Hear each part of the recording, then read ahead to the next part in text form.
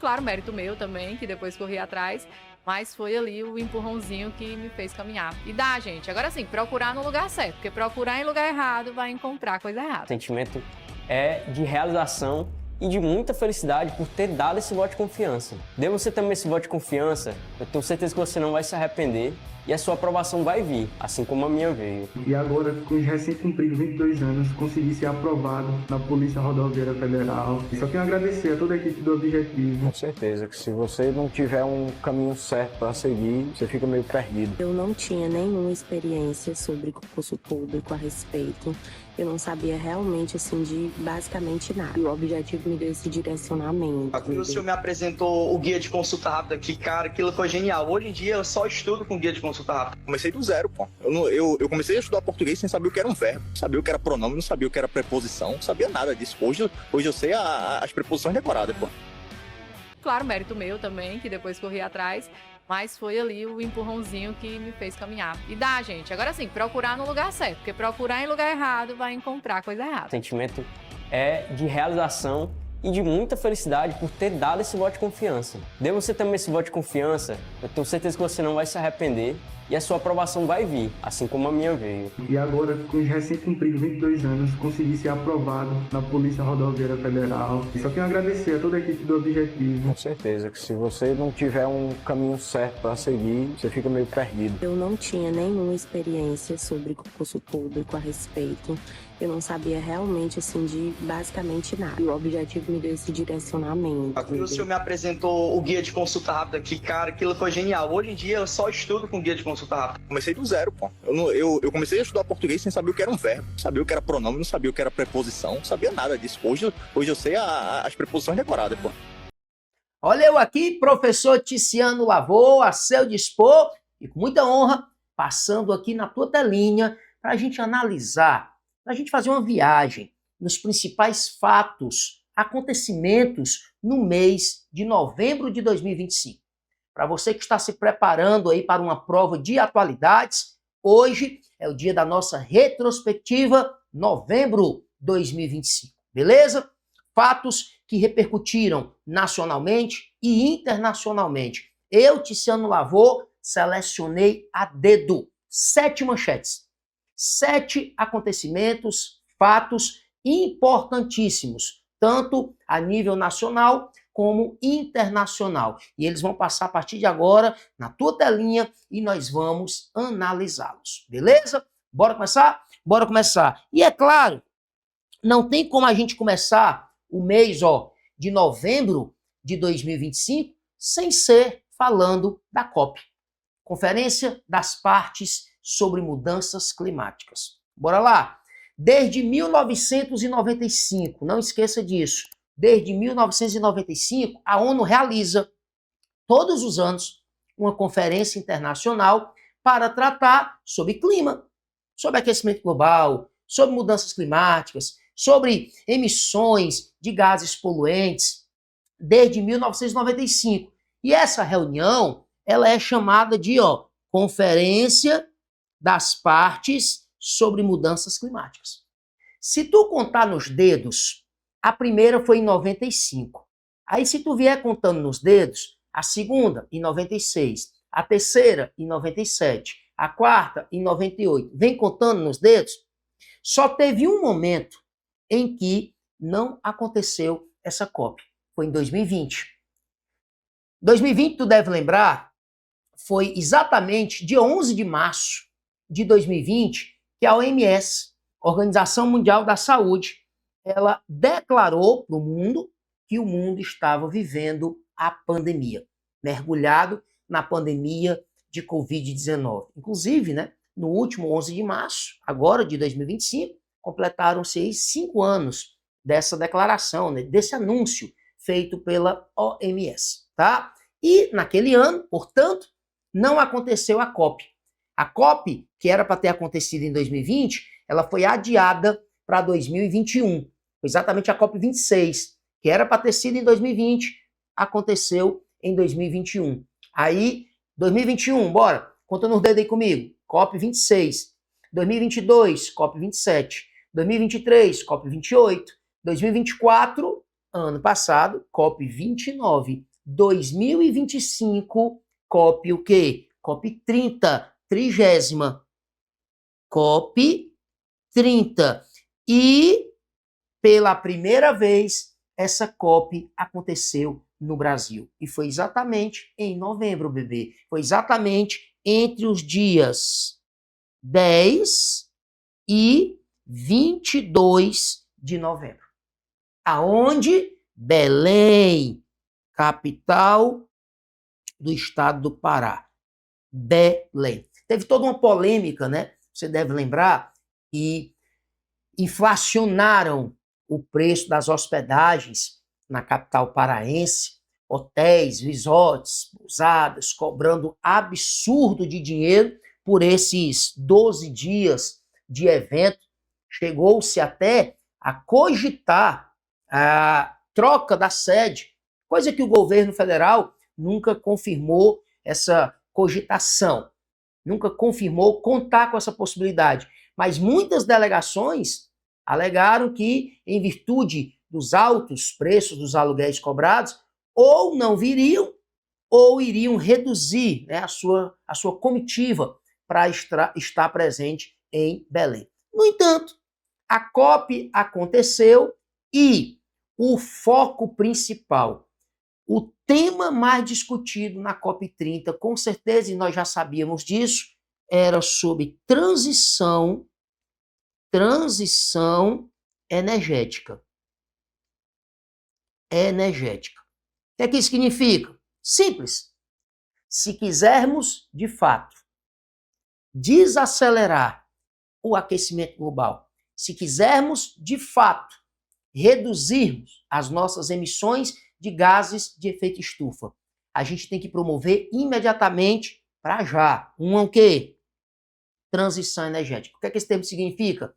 Sairmos da dependência das fontes de energia que a gente chama de fontes tradicionais, combustíveis fósseis, petróleo, gás natural, carvão mineral, e passarmos a depender mais das fontes alternativas. A palavra alternativa não é à toa, é exatamente, por exemplo, quando eu chamo a energia solar, energia eólica, por exemplo, de fontes alternativas, é exatamente porque elas se mostram alternativas eficazes para que a gente possa substituir as tradicionais, que no caso são as fósseis, petróleo, carvão mineral e gás natural. A transição energética, ela subentende exatamente essa passagem, transição, das fontes tradicionais, combustíveis fósseis, para as fontes alternativas, eólica, solar, hidrogênio verde e tantas outras. Pois o assunto principal da COP30 foi esse. O mundo precisa levar a sério. O mundo precisa realizar de fato e rapidamente, para ontem, essa transição energética. Pois ali naqueles 12 dias, nós tivemos inúmeras lideranças mundiais, organizações não governamentais, a imprensa do mundo inteiro, cientistas, ativistas discutindo esse tema. COP30, pela primeira vez, não esqueça disso, uma COP aconteceu no Brasil. E ao final do evento, uma série de documentos que foram, aprovados, discutidos ao longo dos 12 dias, eles foram apresentados no famoso Pacote de Belém. Pacote de Belém. E o que é esse Pacote de Belém, professor? Nada mais do que um conjunto de documentos que foi discutido, apresentado durante esses 12 dias de evento, tá? E eu queria citar aqui um, tá? Chamado de NDC. NDC é uma sigla em inglês para contribuições nacionalmente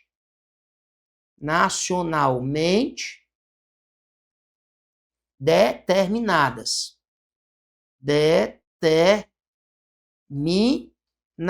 O que é isso? São os países ao todo, 122 países apresentaram nesse documento metas e compromissos para redução das suas emissões de gases de efeito estufa, GEE, principalmente, né, o CO2, dióxido de carbono, mais conhecido como gás carbônico. Tá? Foi também nessa COP que foi criado um fundo que foi batizado de Fundo Florestas Tropicais para Sempre. Que é isso? O que é fundo? O que é fundo? É uma poupança, né? É uma caixinha de sapato, como dizia a vovó, que você vai botando dinheiro ali dentro, mas a utilização desse dinheiro só pode ser para um fim específico.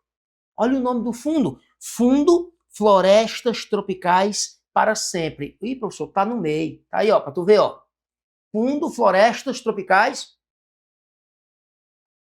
para Sempre.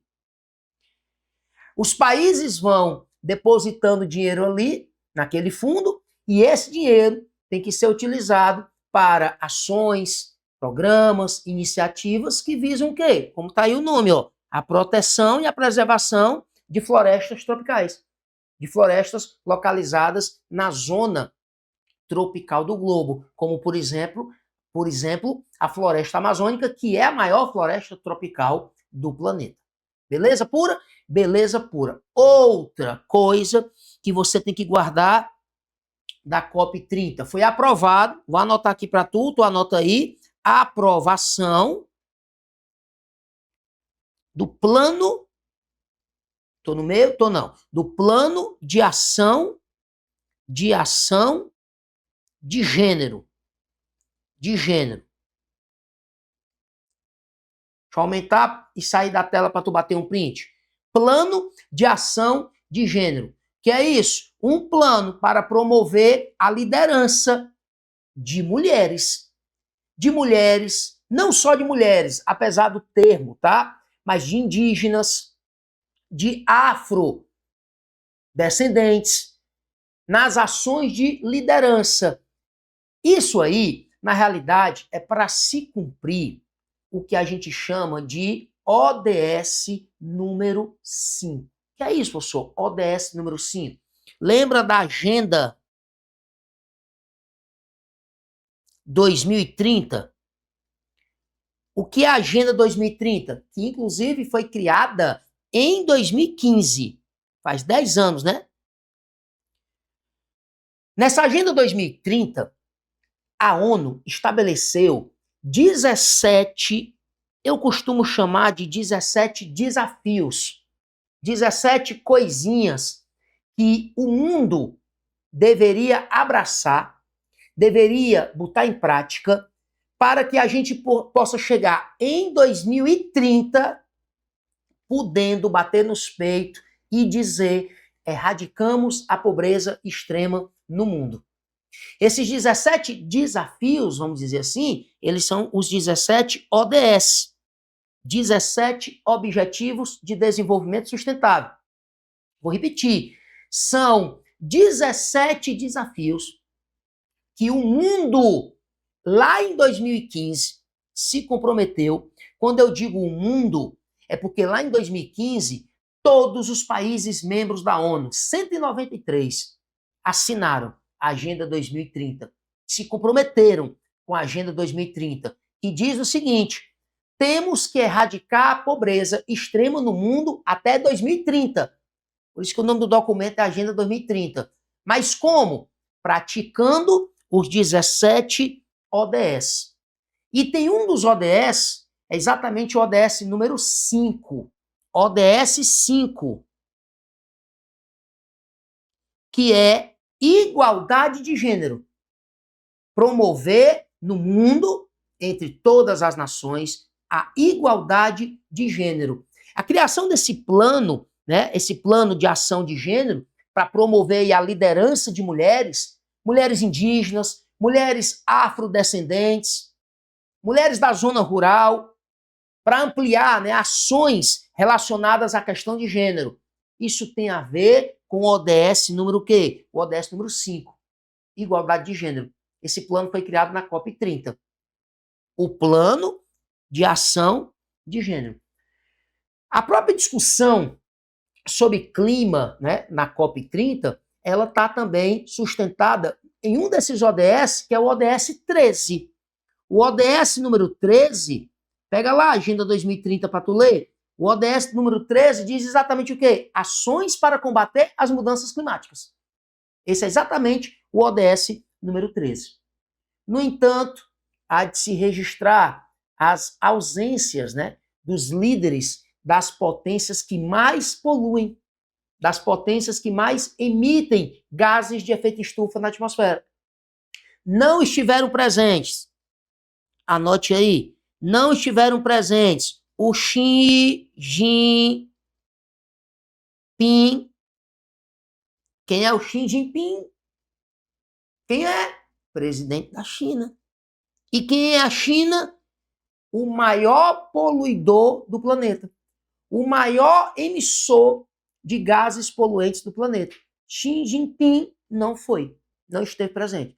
A China até mandou uma delegação, mas o Xi Jinping não esteve presente. E quem é o segundo maior poluidor? Estados Unidos. Donald Trump não esteve presente. Segundo país que mais polui. Agora, a ausência do Trump já era esperada, né? Até porque esse ano de 2025 nós vimos que o relacionamento entre o governo norte-americano e o governo brasileiro não estava lá muito legal. Lembre-se, né, do tarifaço, 50% de tarifas alfandegárias sobre vários produtos brasileiros que entrou em vigor lá em agosto contra produtos brasileiros. Isso azedou muito, né, a relação diplomática entre Brasil, Estados Unidos e Brasil. Hoje o Trump não compareceu à COP30. Sabe quem é o terceiro país que mais polui? É a Índia. E o primeiro-ministro da Índia, o chefe de governo da Índia, um cara chamado Narendra Modi, primeiro-ministro da Índia, não compareceu. Aí, bebê, a gente pode dizer que a COP30 ficou meio que esvaziada. O quarto país que mais polui, Rússia. Vladimir Putin, esse aí não tinha um pé do perigo de comparecer, né, bebê? A Rússia está envolvida num tremendo de um conflito desde 2022, né, quando ela atacou a Ucrânia, e, claro, que uma das últimas prioridades para Vladimir Putin é meio ambiente, beleza? Então, bate um printzinho aí, bate um printzinho dessa tela aí. E antes da gente passar para a segunda manchete, claro que eu preciso registrar aqui e lembrar para você um fato, né, que aconteceu na COP30 no dia 20, que a COP foi até o dia 22. No dia 20, né, a gente viu as imagens de um grande incêndio que atingiu o pavilhão dos países, o principal pavilhão da COP30, né, foi ali atingido por um incêndio. Graças a Deus, menos mal, não tivemos vítimas. Tivemos, se eu não estiver enganado, 3 pessoas tiveram que ser levadas, né? Uma delas, inclusive, bombeiro militar. Tiveram que ser levadas para uma emergência por terem inalado, mas nada de mais grave. Mas ocorreu esse contratempo, né? Foi no dia 20, o incêndio do principal pavilhão lá no local onde estava acontecendo o evento. Beleza? E uma última. Na COP30, os países se comprometeram que até 2035 eles vão triplicar, tá? O financiamento que é destinado para países se adaptarem às mudanças climáticas. Principalmente os países não desenvolvidos, os países emergentes.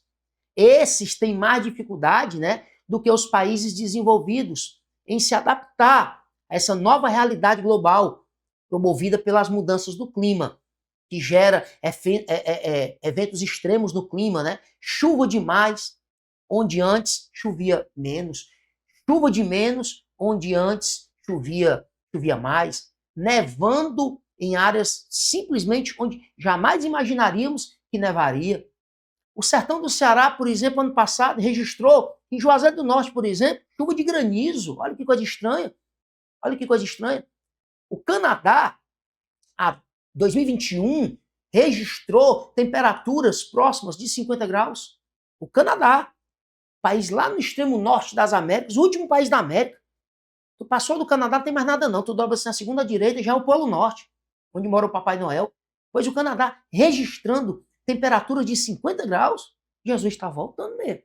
Pois os países menos desenvolvidos, eles sofrem mais, eles têm mais dificuldade, correto é dizer assim, para se adaptarem às mudanças climáticas. Então, na COP30, os países se comprometeram a triplicar o financiamento destinado a ações para ajudar esses países que têm mais dificuldade para se adaptarem às mudanças climáticas. Beleza?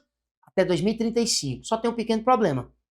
Não ficou nada na COP30 ficou decidido como será feito. Falaram em triplicar, como eu disse, o financiamento para as ações de adaptação às mudanças climáticas, mas não disseram como vão fazer isso, de onde vai sair o dinheiro, quem vai dar o dinheiro. Falaram no fundo, né, o fundo Florestas Tropicais para Sempre, mas ninguém falou como esse fundo será alimentado, será abastecido, de onde vem o dinheiro. Ou seja, falaram muito, mas não apresentaram o que o próprio presidente Luiz Inácio Lula da Silva chamou de o mapa do caminho. O mapa do caminho, né, é uma expressão, inclusive, muito utilizada no mundo político, no mundo também da diplomacia entre países, que nada mais significa do que o quê? Mostrar o mapa do caminho é dizer como eu vou fazer aquilo que eu estou dizendo que vou fazer. Porque ficar só na retórica e dizer eu vou fazer como? Você dizer eu vou visitar o meu amigo que mora num bairro que fica do outro lado da cidade. Beleza, você disse. Agora como? Vou de carro? Vou de ônibus? Vou sair tal hora do dia? Vou pegar tal rua, tal rua, tal rua? Eu vou... Isso é o mapa do caminho? Não foi apresentado. Essa expressão, ela vai aparecer muito em provas de atualidade. Mapa do caminho, porque o próprio presidente Lula, em um discurso recente, ele usou essa expressão. Temos que apresentar o mapa do caminho na COP30, para que de fato a gente possa promover a transição energética. Show de bola? Show de bola. Então, sai do meio, professor, bate aí o printzinho. A primeira manchete que eu te trago é essa aí, a COP30 ocorrida no Brasil. A segunda manchete, bora lá. Secretário de Defesa dos Estados Unidos. Aí tá aí o nome do homem, ó. Não me obrigue a encabular você, porque eu sou poliglota, eu falo vários idiomas. Anunciou o lançamento da operação militar americana Lança do Sul. Isso aqui aconteceu dia 13 de novembro. Bora lá. Bem simples. Foi nesse dia 13 de novembro que o secretário de Defesa dos Estados Unidos, claro, a mando do presidente Donald Trump, anunciou a operação americana chamada Lança do Sul, que nada mais é do que tolerância zero contra narcotraficantes que atuarem no hemisfério ocidental, viu? Lança do Sul é voltada, segundo o discurso do presidente Trump, para o hemisfério ocidental. Agora, claro que o foco, né, é exatamente a América Latina. Claro que o foco nós sabemos que o presidente Trump está em um arranca-rabo, como dizia a vovó, tremendo com o presidente da Venezuela, Nicolás Maduro. Os Estados Unidos, primeiro, eles não reconhecem Nicolás Maduro como presidente da Venezuela. Os Estados Unidos, eles veem o regime de Nicolás Maduro como uma ditadura, que fere direitos humanos, inclusive, e, de fato, Isso não deixa de ser verdade?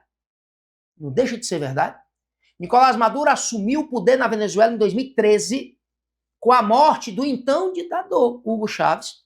E ele, o Nicolás Maduro, era o vice, né, de Hugo Chávez. E desde 2013, Nicolás Maduro permanece no poder daquele país, da Venezuela. E segundo o Trump, Nicolás Maduro é líder de um grande cartel de narcotraficantes. E o Trump gosta muito de usar o termo narcoterroristas. E aí foi anunciado dia 13/11 a Operação Lança do Sul, onde os Estados Unidos disseram que vão combater com o uso da força militar, se for preciso, o avanço do narcotráfico. Ele usa o termo hemisfério ocidental, mas a gente sabe que é um negócio direcionado, sobretudo para a América Latina, onde o Trump disse que precisa fazer isso para que americanos deixem de morrer, parem de morrer por causa da enxurrada de drogas que entra nos Estados Unidos. Sobretudo, drogas enviadas da Colômbia, da Venezuela, do Peru, da Bolívia e que passam pelo território mexicano, principalmente. E antes mesmo de novembro, você está acompanhando esse ano, né? Os Estados Unidos bombardeando, né? Várias embarcações já foram bombardeadas pelos Estados Unidos no Mar do Caribe e no Oceano Pacífico. Até esse momento, mais de 85 pessoas foram mortas em ações que os Estados Unidos dizem ser contra embarcações que estão tentando entrar em território americano pelo Mar do Caribe ou pelo Pacífico, levando drogas. Levando drogas, tá?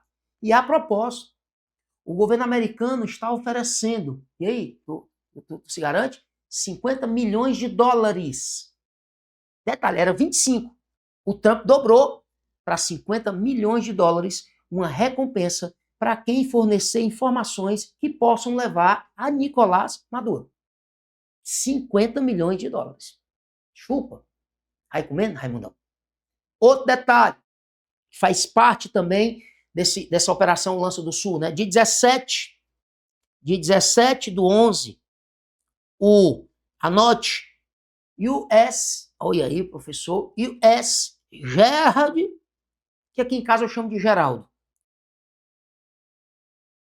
Ford, estacionou no Mar do Caribe, na região do Caribe. E o que é o US Gerald Ford? O maior porta-aviões do mundo. Um gigantesco porta-aviões norte-americano, com capacidade para levar cerca de 4.000 homens e 75 caças. Pegou na região do Caribe e está lá estacionado, só esperando uma ordem do comandante, Donald Trump. Ou seja, Trump disse que iria e está cumprindo a promessa. Foi promessa de campanha, inclusive. Foi promessa de campanha apertar o cerco contra narcoterroristas, como ele chama, que estão há anos e anos e anos enxurrando o território americano com drogas, sobretudo cocaína, e matando o povo norte-americano. Palavras do Donald Trump. Beleza? Bora pra frente? Sai do meio, professor, para eu ver aí o que está escrito atrás de tu. E a terceira notícia, terceira manchete que eu te trago. Tornados no estado do Paraná. Do que é que eu estou falando? Dia 7 de novembro, pelo menos 11 cidades do Paraná, na região mais ao centro do estado do Paraná, foram atingidas por pelo menos 3 grandes tornados. E uma dessas cidades, você precisa anotar o nome dela, Rio Bonito do Iguaçu. Rio Bonito do Iguaçu foi atingida por um desses tornados que, segundo os cientistas, os que analisaram, era de categoria, o tornado foi de categoria F5. Não, perdão, F4.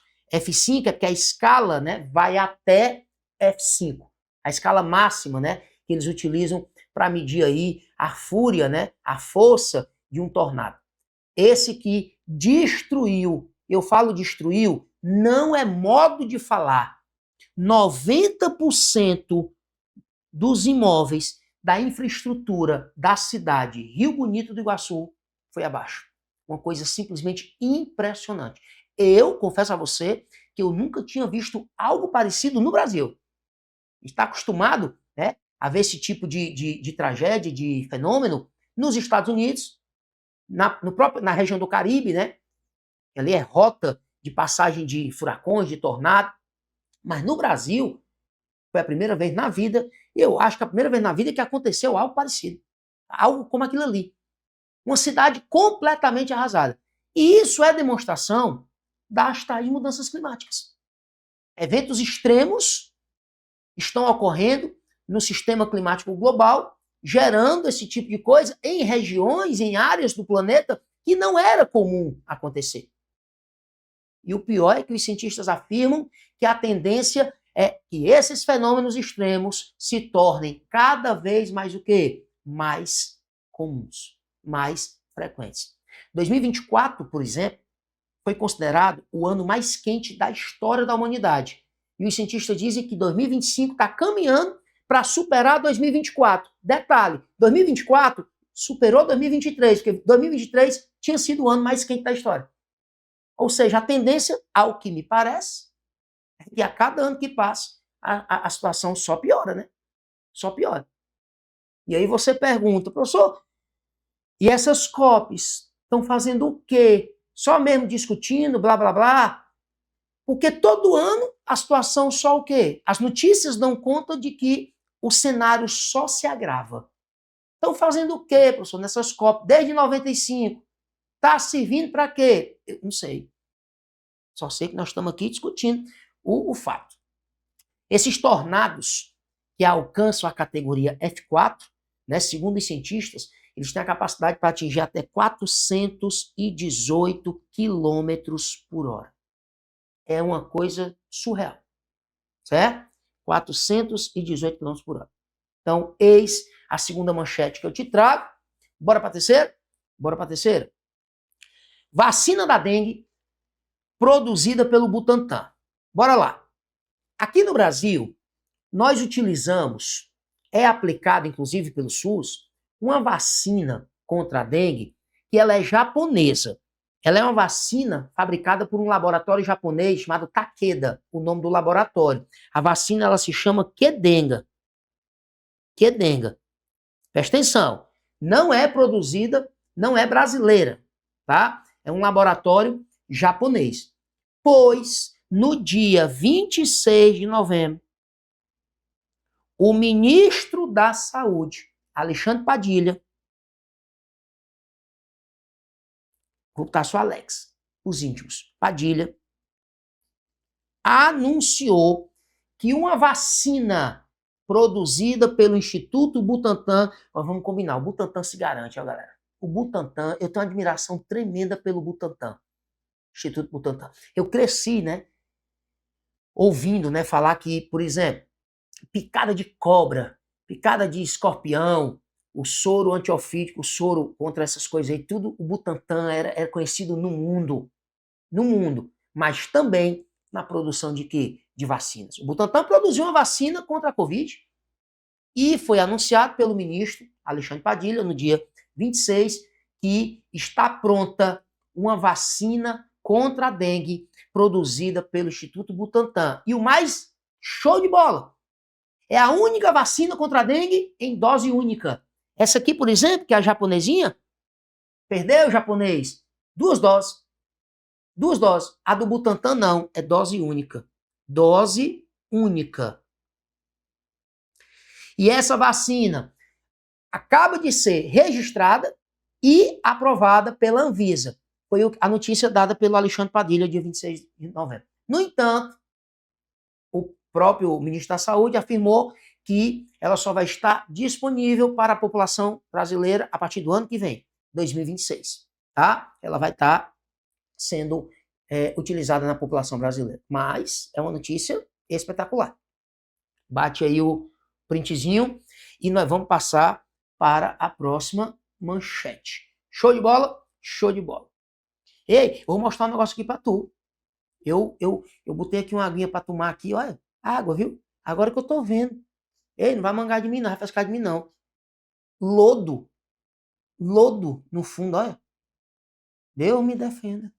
Olha, eu vou já ligar para ali para onde nós pedimos o garrafão d'água. Bora, para a próxima. Morre o cantor Lô Borges. Quem tem menos de 40 anos, talvez não acompanhou, né? Talvez não saiba muito sobre a carreira do cantor Lô Borges. Lô Borges, um mineiro, tá? Ele morreu, né, dia 2 de novembro, dia de finados.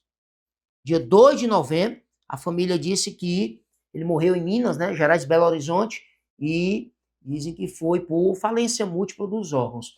O Lô Borges, ele é um dos fundadores de um movimento artístico musical na década de 70, conhecido como Clube da Esquina.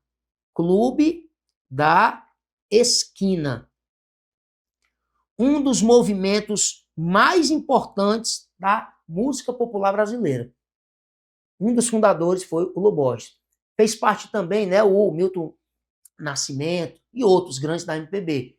Pois guarde o nome dele, porque as bancas, elas costumam, quando se trata de obituário, né, obituário, notícia de morte de uma personalidade, um famoso, um artista, um homem do mundo político e tal, aqui e acolá as bancas escolhem ali um obituário do ano, aqui no caso do mês de novembro, e abordam uma questãozinha nas suas provas, tá? E aí no mês de novembro, talvez, né, o grande nome, a grande personalidade que morreu aí no mês de novembro, Lô Borges. Então guarde o nome dele. Beleza? Bora para cima? Bora para cima. Ministério da Educação anulou 3 questões da prova do Enem. Para variar, todo ano, né, praticamente uma polêmica envolvendo o Enem. O Enem que esse ano, as provas foram aplicadas, né, em dia 9 de novembro e dia 16. Não foram 2 domingos consecutivos. Foi um domingo dia 9 e um domingo lá do dia 16. Pois vamos lá. Um rapaz, vou botar o nome dele aqui, chamado Ed Clay Teixeira, estudante de medicina e que se apresenta na internet como professor, tá? Ele teria feito uma live dias antes da prova do Enem e nessa live ele teria apresentado 3 questões que na prova do Enem caíram praticamente idênticas. Eu vi as 3 questões, tem uma questão que é impressionante, é uma que fala de fotossíntese, não é minha praia não, tá? Fotossíntese das plantas e tal, é impressionante, é a mesma questão, só muda a ordem de uma outra palavra, impressionante. E aí, claro, gerou-se a suspeita de que pode ter havido vazamento da prova do Enem. Não é a primeira vez, né? Vamos combinar. E outra coisa interessante, adivinha onde? Ceará, bebê. Sobral. Tinha que ser o Ceará. Homem, Deus, quando criou o Ceará, Deus disse, vai ser o Ceará. E quando se trata de coisa envolvendo o Enem, não é a primeira vez que uma suspeita disso ou suspeita daquilo é aqui no Ceará. Pois o rapaz, o Ed Clay, está sendo investigado e no depoimento ele disse que ele aprendeu a analisar, palavras dele, a analisar o perfil do Enem, a analisar a metodologia, não sei o quê, e fruto de muita técnica, segundo ele, desenvolvida ao longo de alguns anos, ele aprendeu a decifrar o Enem. E essa coincidência foi fruto dos seus estudos, das suas pesquisas, de como é que o Enem elabora as suas questões, o método, o perfil, não sei o quê. Enfim, quem vai decidir aí é a investigação, a justiça, mas fica aí a notícia. 3 questões do Enem foram anuladas, em virtude dessa polêmica. Show de bola? Show de bola. E a última matéria, a última manchete que eu trago para você, nesse momento, do mês de novembro, prisão do ex-presidente Jair Messias Bolsonaro.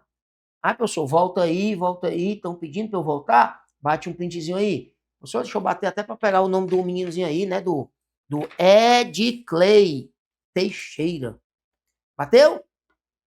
Vamos embora para cima. A próxima notícia tá aí. Prisão do ex-presidente Jair Messias Bolsonaro. Agora eu quero que você tome cuidado com o seguinte. A prisão do ex-presidente Jair Bolsonaro já tinha sido decretada em agosto. E ele estava preso, só que no regime o quê? Domiciliar. Foi exatamente dia 4 de agosto que o ministro do Supremo, né, Alexandre de Moraes, decretou a prisão domiciliar de Bolsonaro. Domiciliar.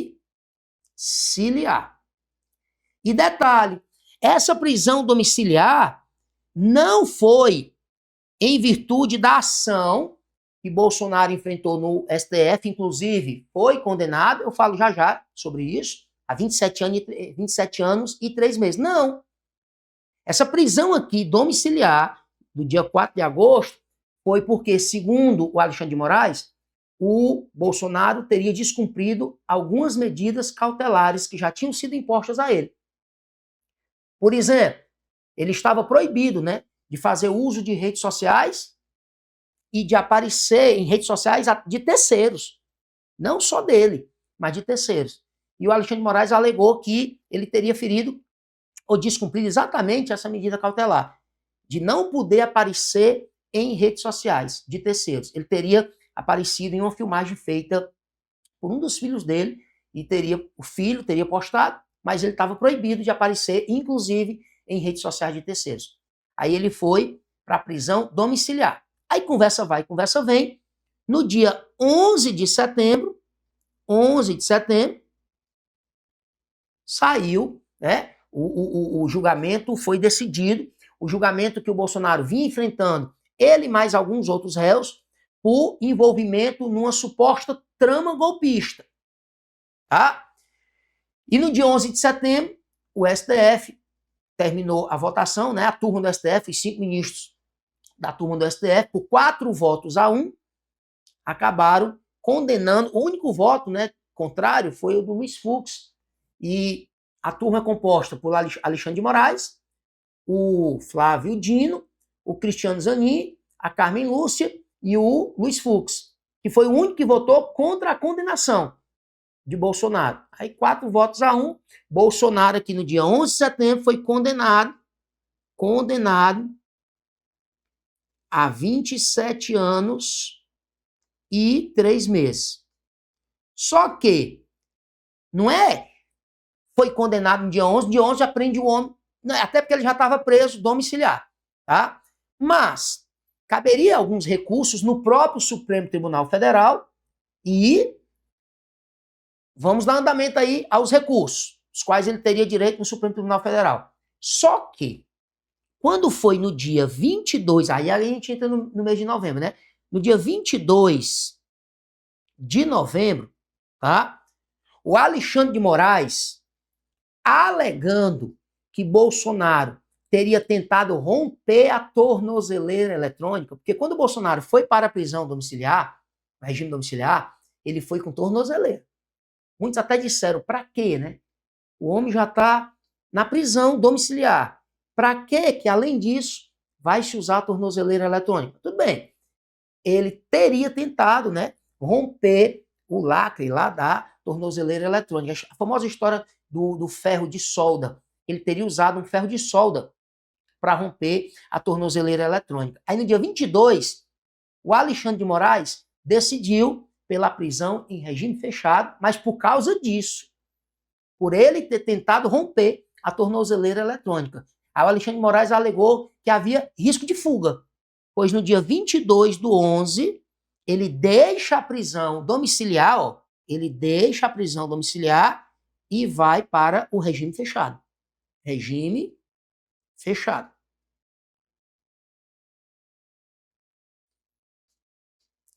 Se não tivesse havido essa história de que ele tentou tirar, né, a tornozeleira eletrônica, ele não teria ido para o regime fechado naquele dia.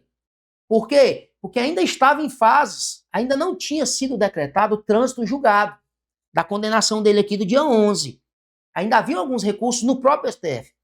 Mas aí veio a história do homem tentar tirar a tornozeleira eletrônica. Aí o Alexandre de Moraes, pois agora você vai para o regime fechado, dia 22 de novembro. E 3 dias depois, dia 25 de novembro, ele já no regime fechado, o STF decretou trânsito julgado na ação onde o Bolsonaro foi julgado, né, por envolvimento na suposta trama golpista. Trânsito julgado. E aí o STF decide que ele teria que dar início imediatamente ao cumprimento da pena de 27 anos e 3 meses. Ele já estava no regime fechado desde o dia 22, mas por tentar, né, romper, segundo Alexandre de Moraes, a tornozeleira eletrônica.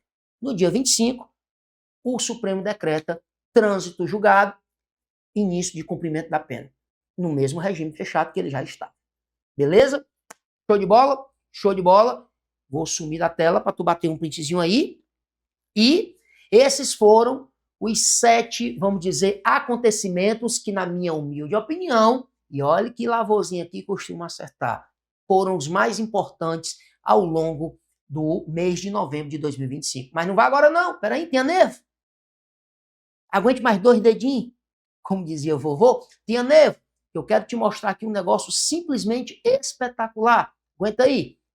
Ó, vou voltar agora as notícias para tu, ó.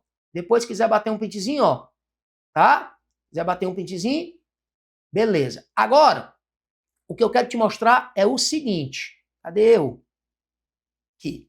Olha só que espetáculo eu tenho para te mostrar aqui, que a galera do Tribo Concurso tem para ti. Você tem uma oportunidade, tá? Você tem uma oportunidade simplesmente magnífica de garantir, vou botar bem aqui, ó, a assinatura ilimitada 2.0 Tribo Concurso. É simplesmente espetacular. Onde tu vai ter acesso a aulas ao vivo, onde tu vai ter acesso a mentorias semanais. Menino, no meu tempo, eu tenho 45 anos de idade, e eu vejo hoje Tribo Concurso oferecendo uma mentoria semanal para ti, um acompanhamento ali pelo Meet, pelo Google Meet, personalizado, coisa mais incrível. Chat exclusivo para tu tirar dúvidas com a galera, professor. Chat exclusivo. Atualizações de editais, de materiais, atualizações. Tu vai ter acesso ao que tem de mais atualizado. Tu pode ter certeza, tá? Material em PDF de primeiríssima qualidade. Dicas técnicas de estudo, macete, como dizia a vovó. Para tu não perder tempo estudando coisa desnecessária. A equipe Tribo Concurso sabe exatamente o que tu precisa estudar, bebê. Exatamente. Tu acha que eu selecionei essas 7 matérias aí, essas 7 manchetes do mês de novembro à toa? Só aconteceu isso no mês de novembro? Não, bebê. Não. Mas confie. Confie, vá na fé. Pode pisar, sem saber. Pode pisar. A galera Tribo Concurso sabe exatamente te direcionar para o que importa, para o que interessa. Para tu não perder tempo com coisas que nunca vão cair na tua prova. Tá? Então tu tá tendo a oportunidade e olha só, por apenas 12 parcelinhas, bebê, de R$ 79,00, como dizia a vovó, e 90 centavos. Vamos combinar? Tá? Tu costuma gastar muito mais do que isso aí numa saída, num sábado à noite. Então, 12 parcelinhas de R$ 79,90 para tu ter acesso à assinatura ilimitada 2.0 do Tribo Concurso. Beleza? Ó, aponta aí. Rapaz, errei. Eu dou maior valor quando chega essa hora de eu fazer assim, ó. Aponta aí, ó. Aí, ó, acertei. Aponta aí a câmera do teu celular para esse QR Code. Fala com a galera. Tribo Concurso, que está pronta, preparada e querendo te atender. Tira tuas dúvidas, esclarece alguma dúvida que tenha ficado acerca desse produto espetacular, que é a Assinatura Ilimitada 2.0. Eu tenho certeza que tu, ao entrar em contato com a galera, por esse contato que tu tá vendo aí na tela, tu tá me vendo falando e fazendo assim, né, ó, porque o meu retorno, a tela que eu vejo o que você tá vendo, ela tá bem aqui, ó, tá?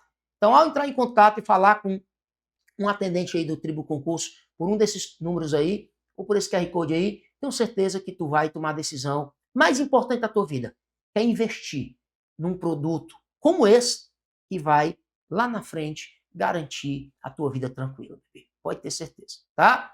De novo, aponta, acertei, aponta a câmera. A primeira vez que eu fiz isso, eu disse assim, aponta o teu QR Code para a câmera que está aparecendo na tela, tá? Mas não, aponta a câmera do teu celular para o QR Code que está aparecendo e adquire aí, que é um passaporte para o teu futuro tranquilo como servidor público, eu te garanto. Cheiro do Lavô e até a próxima. Valeu! Uma super aula que eu sei que você está acompanhando. É isso, a nossa tribo te entrega sempre aulas gratuitas para você. Todos os dias, nos 3 turnos, você tem aula para vários concursos públicos. Eu quero que você continue aproveitando essa aula, porque realmente ela foi feita para você. E olha, não esqueça, nós temos a assinatura completa e ilimitada 2.0, onde você tem acesso a essa aula desse professor e, claro, a qualquer professor da nossa plataforma. Lá dentro, você tem acesso a mentorias comigo, onde eu te ensino a estudar para concurso e todos os professores te acompanham durante o teu percurso de preparação, além de várias videoaulas de todos os concursos públicos, PDFs com tabelas, imagens e gráficos, guias rápidos de consulta, flashcards, simulados, subindo todo domingo na sua plataforma. Você precisa ser acompanhado na condução da sua preparação para você subir o nível. E é por isso que eu estou te convidando para a mais incrível plataforma em formato de assinatura do Brasil para a sua preparação. Não perca tempo! Se esse vídeo está aparecendo para você, é porque você realmente precisa dar um passo significativo para a sua mudança de vida. Assine agora a assinatura ilimitada 2.0 da Tribo e saia na frente da concorrência. Vem pra Tribo!